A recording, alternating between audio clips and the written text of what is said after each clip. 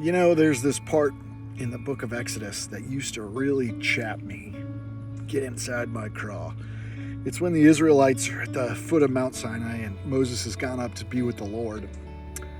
And he's been gone for a while, and the Israelites are starting to panic. Now, keep in mind, they've been out of slavery in Egypt for a while. They've been in the desert. But to get out of slavery, God sent plagues.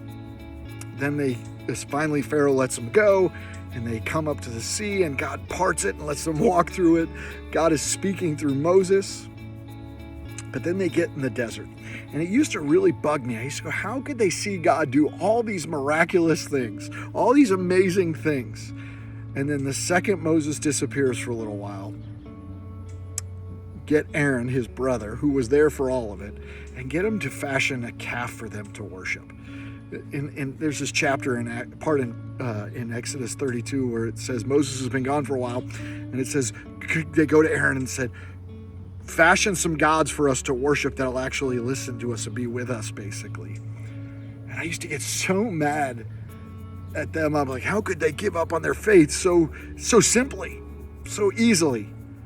Until recent, when I realized I do that too.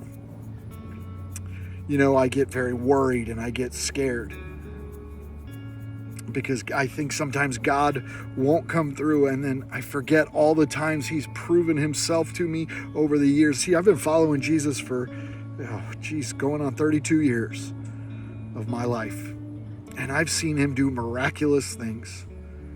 I've seen him do powerful things. I've seen him change lives. I've seen him do things in my life.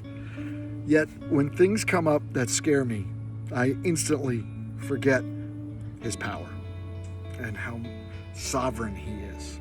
And I realized the other day that I am those Israelites who the second things get a little hard. And I thought about it. Why do I do that? Well, it's probably because I get focused on the wrong thing. See, they were so focused on Moses being their leader, the one that points them to God, that they didn't focus on the power that God could do. God had spent time doing miracles, providing for them in the desert. And yet the second Moses disappeared, they go back to worshiping the way they were watching in Egypt, fashioning golden calves. See, I do that too. I get so focused on the problem, or I get focused on the people around me, or I get focused on the circumstances, that I forget about the God that is sovereign over my circumstances. You think you ever do that? You think you ever get more focused on the problem at hand, and it causes you to lose focus? We see that again in the New Testament. When Peter's walking on water, Jesus tells him to walk on water.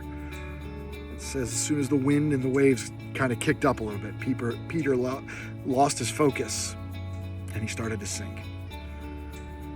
Y'all, I pray for a faith that doesn't focus on the circumstances and the problem, but for the God that is sovereign over them. I hope that that's your prayer today, that you would focus on the God that is majestic, that the God is focus on the God who is sovereign, and not the problem or the circumstances in your face.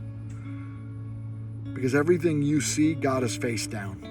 I want you to know that. He loves you. He's for you. You're his child. Remember that today, no matter what you're going through, and have a great day. I'll talk to y'all soon. Love y'all.